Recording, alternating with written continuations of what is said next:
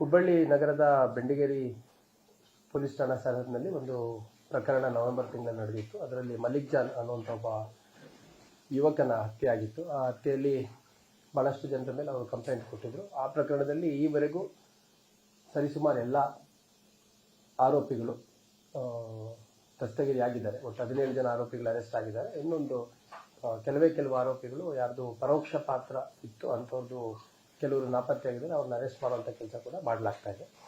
ಅದರ ಹಿನ್ನೆಲೆಯಲ್ಲಿ ನಮ್ಮ ಬೆಂಡಿಗೇರಿ ಪೊಲೀಸ್ ಠಾಣಾ ಸರಹದ್ದ ಮೇಲೆ 2 ರಾಬರಿ ಪ್ರಕರಣಗಳು ದಾಖಲಾಗಿದ್ವು.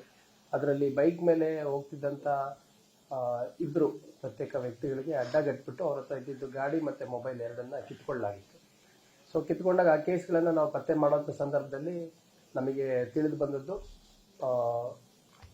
ಈ ಒಂದು ಕೇಸ್ನ ವಿಕ್ಟಿಮ್ ಯಾರಿದ್ದಾರೆ, ಮಲ್ಲಿಕ್ ಜಾನ್ ಅಂತ ಯಾರಿದ್ರು, ಅವರು ಕೆಲವ್ರ ಜೊತೆ ಸ್ವಲ್ಪ ಸ್ನೇಹ ಇರುತ್ತೆ. ಆ ಒಂದು ಗುಂಪಿನ ಕೆಲ ಸದಸ್ಯರು ಈ ಒಂದು 2 ರಾಬರಿಯನ್ನು ಮಾಡಿರುವಂಥದ್ದು ತಿಳಿದು ಬಂದಿದೆ. ಆ ನಂತರ ಅವ್ರನ್ನ ತಗೊಂಡು ನಾವು ವಿಚಾರಣೆ ಮಾಡಿದಂಥ ಸಂದರ್ಭದಲ್ಲಿ ಮತ್ತೊಂದು ಸ್ಥಳದಲ್ಲಿ ಕೆಲವಷ್ಟು ಮಾರಕಾಸ್ತ್ರಗಳು ಅಂದರೆ ಚಾಕು, ಮಚ್ಚು ಈ ಥರದ್ದು ಇಟ್ಕೊಂಡಿದ್ದು ತಿಳಿದು ಬಂದ ಹಿನ್ನೆಲೆಯಲ್ಲಿ ಒಟ್ಟು 3 ಪ್ರಕರಣಗಳನ್ನು ನಾವು 2 ಪ್ರಕರಣ ದಾಖಲಾಗಿದ್ದು ಅದಕ್ಕೆ ಹೆಚ್ಚುವರಿಯಾಗಿ ಇನ್ನೊಂದು ಪ್ರಕರಣ ದಾಖಲು ಮಾಡ್ಕೊಂಡಿದ್ದೇವೆ. ಒಟ್ಟು 9 ಜನರನ್ನು ಅರೆಸ್ಟ್ ಮಾಡಿದ್ದೇವೆ.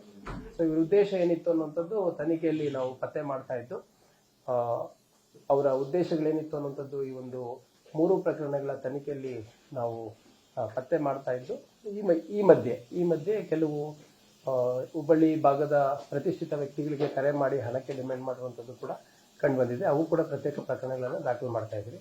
ಒಟ್ಟಾರೆಯಾಗಿ ಇಲ್ಲಿ ಹಣ ಸಂಗ್ರಹ ಮಾಡಿಕೊಂಡು ಸ್ವಲ್ಪ ಮತ್ತು ಬೈಕು, ಮೊಬೈಲ್ ಉಪಯೋಗಿಸ್ಕೊಂಡು ಸ್ವಲ್ಪ ವೆಪನ್ಸ್ ಏನಿದ್ದಾವೆ, ಮಚ್ಚು, ಲಾಂಗು, ಚೂರಿ, ಚಾಕು ಈ ಥರದ್ದು ಸ್ವಲ್ಪ ಸಂಗ್ರಹ ಮಾಡಿಕೊಂಡು ಈ ಒಂದು 2-3 ಜನ ವ್ಯಕ್ತಿಗಳನ್ನು ಎಲ್ಲಾದರೂ ಸಿಕ್ಕರೆ ಅವ್ರ ಮೇಲೆ ಅಟ್ಯಾಕ್ ಮಾಡಬೇಕು ಅನ್ನೋ ಉದ್ದೇಶ ಇದ್ದದ್ದು ನಮಗೆ ತನಿಖೆಯಲ್ಲಿ ಕಂಡು ಬಂದಿದೆ.